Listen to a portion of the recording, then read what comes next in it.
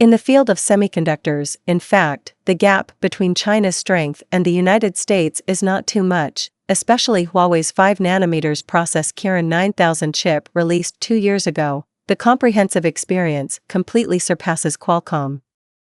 If fair competition, in the field of 5G SoC, China is fully capable of achieving the overtaking of Western companies. But what height the domestic chip can reach depends entirely on the shortest piece of the board. As we all know, the chip industry chain broadly contains 4 links: design, manufacturing, packaging and testing. China is not inferior in design, packaging and testing, and even far ahead. The reason why the domestic chip is stuck, the fundamental reason lies in the manufacturing link. Chip manufacturing, Samsung, TSMC both monopolize the entire advanced process technology, and the 2 upstream equipment suppliers, the Netherlands ASML monopoly of the entire high-end EUV lithography market. High-end EUV lithography market: Japan's Nikon, Canon, the Netherlands ASML three-way. The United States is very clear about this. In order to contain the Chinese chip industry, the green light for the US chip companies, the United States, can be described as 2 hands together. On the one hand, the United States to amend the chip rules to restrict TSMC. Samsung refused to OEM the United States included in the blacklist of Chinese companies, while avoiding the future TSMC into TSMC, but also concocted a chip bill of more than $50 billion to pull TSMC, Samsung and other chip giants to build factories in the United States, and these companies want to receive financial subsidies. The premise is not to invest in the mainland to expand production. On the other hand, the United States, Japan, the Netherlands reached a tripartite agreement aimed at 14nm chips and related chip manufacturing equipment to implement export controls. Under pressure, the Netherlands announced restrictions on advanced models of DUV lithography, followed by Japan, which announced restrictions on shipments of 23 types of chip manufacturing-related equipment to China.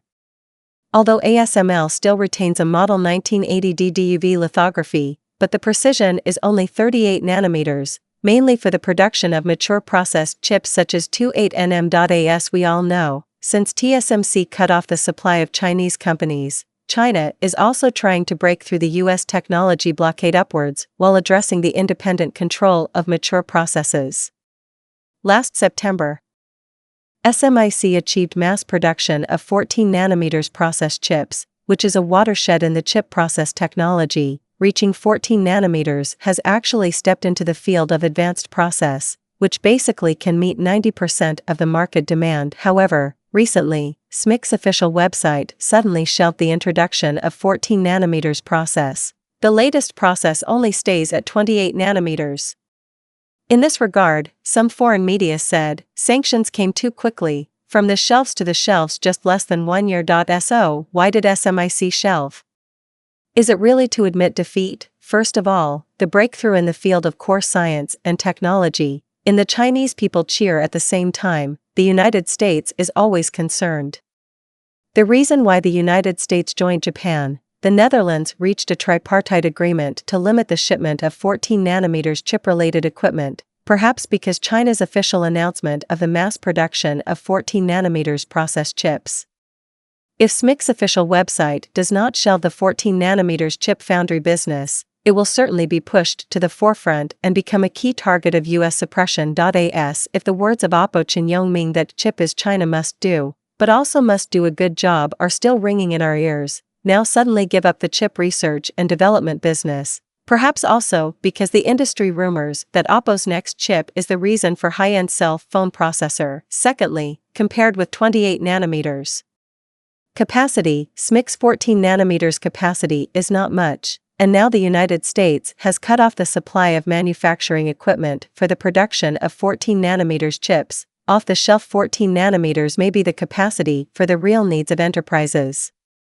After all, wafers, semiconductor materials are consumables in the chip manufacturing process, especially photoresist and other necessary materials. The United States and Japan have absolute leading strength and market share. In addition, with the reckless cutoff of US supply, mature process chip capacity is being transferred to the mainland. SMIC concentrates on completing the construction of new domestic fabs, expanding capacity, reducing costs, and digesting orders from the mainland as much as possible to achieve the goal of 70% chip self-sufficiency by 2025, which plays a crucial role in Smic's subsequent technological innovation and continuous investment, such as the N+1 process mass production, R&D of N+2 process, etc. Overall, Smic's 14 nanometers downgrade should only be a temporary response, not a sign of conceding defeat. And risk and opportunity coexist. For SMIC and even domestic chips, this is also an opportunity. China should strengthen the research and development and production capacity of chips, relying on market advantages to quickly improve the competitiveness of Chinese enterprises. And Chinese enterprises want to get their fair share in the international arena. They need to go through the old hegemony test. As Jean Anand said, the United States is forcing China into an invincible opponent, not after a serious contest and confrontation, not to solve their own shortcomings. The United States will never recognize the status and role of China.